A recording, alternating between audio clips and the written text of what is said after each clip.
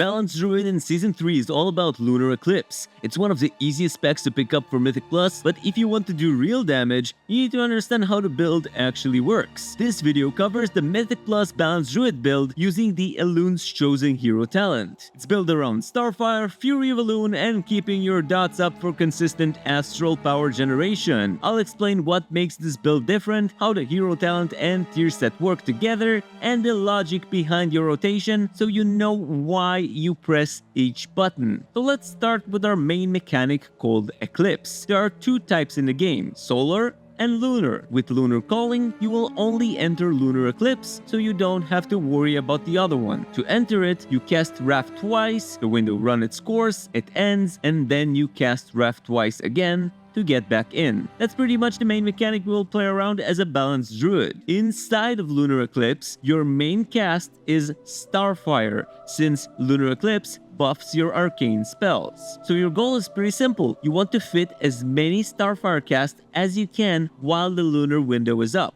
That's where most of your damage and astral power comes from. Aside from that, you have to keep Moonfire and Sunfire up at the whole time. They are your main damage over time abilities, and you will reapply them when they're running low and then go back to casting Starfire. You never want to stall an Eclipse just to chase your perfect dot timings, since you will lose more damage by not being in that window. Astral power spending depends on the situation. On single target, Starsurge is your default spender, but you will mainly press it to reach 3 stacks of a buff called Star Lord. Both Starsurge and Starfall give you a 4% haste buff for 15 seconds up to 3 stacks, so up to 12%. The timer starts on the first stack you get and doesn't refresh with later spenders, so you want to hit 3 stacks quickly, then only spend when you're about to overcap on astral power. In AoE, it's the same thing, but the spender is Starfall. With Ethereal Kindling, Starfall is your default spender for 2 or more targets. Otherwise, you would just keep building astral power with Starfire. Next up is our main cooldowns. Fury of Elune is a 45-second cooldown and one of your biggest generators. In Mythic Plus, you want it down early on a pack so it starts generating astral power and marking the targets for your passive. For example, Atmospheric Exposure, which will apply a debuff that makes enemies hit take 6% more damage from you for 6 seconds. Warrior of Elune is our next cooldown. It's off the GCD on a 45-second recharge and makes our next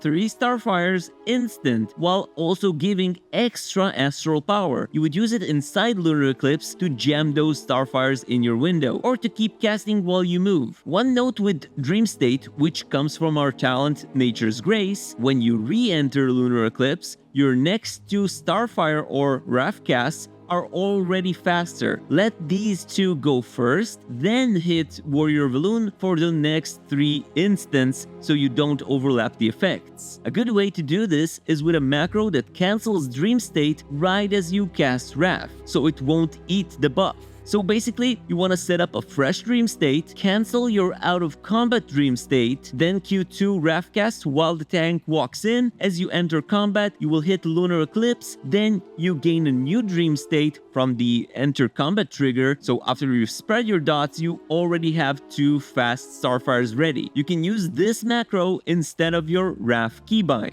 And our last biggest cooldown, Incarnation Chosen of Elune. It has 2 charges with a 100-second cooldown per charge, and it lasts 16 seconds. It puts you straight into Eclipse and adds a 10% crit buff. Use it often, don't sit at 2 charges. In dungeons, think like 1 charge per pull on average. Maybe keep the second one for a boss, or even back-to-back pulls when you really need a second cooldown window quickly. Ideally, you should pair it up with Fury of Elune when they naturally line up within a few seconds. If not, just send Fury of Elune by itself. Alright, that was the basics. Now let's see how our 4-piece tier set bonus layers on top of it. In Season 3, your 2-piece set bonus is quite simple. Starfire damage is increased, and it has a 40% chance to fire an extra Star Surge at 45% effectiveness. It doesn't change your buttons, it just pays you for casting more Starfires, which you would do anyway inside Lunar Eclipse. Your 4-piece is where things get interesting. Those bonus Star Surges, the one that's fired by Starfire, split up to 3 extra targets at 40% effectiveness and grant you a stacking buff called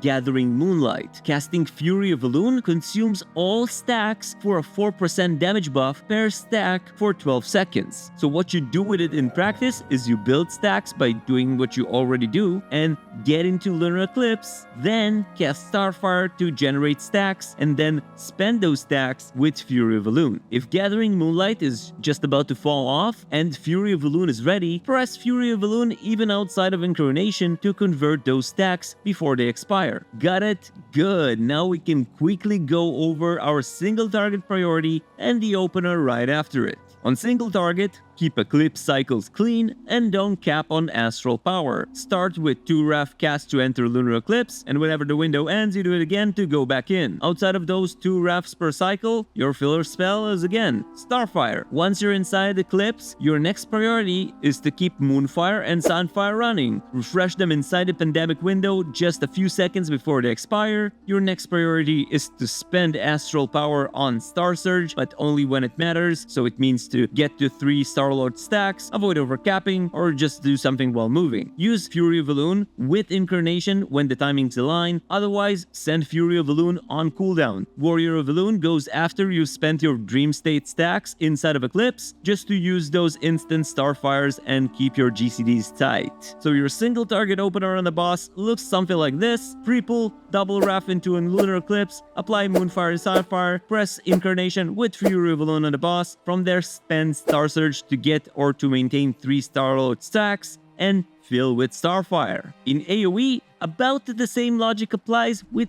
slight modifications. Because we have to dot up so many multiple targets, we would prefer not to spend all of our time inside of the Eclipse window just dotting. So before you even get into Eclipse, try to spread Moonfire as mobs running in, and then Sunfire once they're all stacked together. Then you would drop Fury of Elune early on and pair it with Incarnation if it lines up, otherwise just send it. Wrath twice to enter Lunar Eclipse and spend all of your Astral power on Starfall to get 3 stacks of Starlord as fast as you can. Don't forget to use Warrior of Elune to jam those instant Starfires or to cover for movement after you've spent your Dream State stacks. Before we're done, a quick word on stats. For this build, you would go with Mastery first, then Haste. Exactly how much each secondary stat depends on your gear. So as always, sim your character on Raidbots.com. Don't guess or assume your stats just because of the general guideline. Use top gear to compare full setups and let the sim decide. Gems, enchant, rings, necklaces, whatever, weapons, trinkets. If the sim says swap,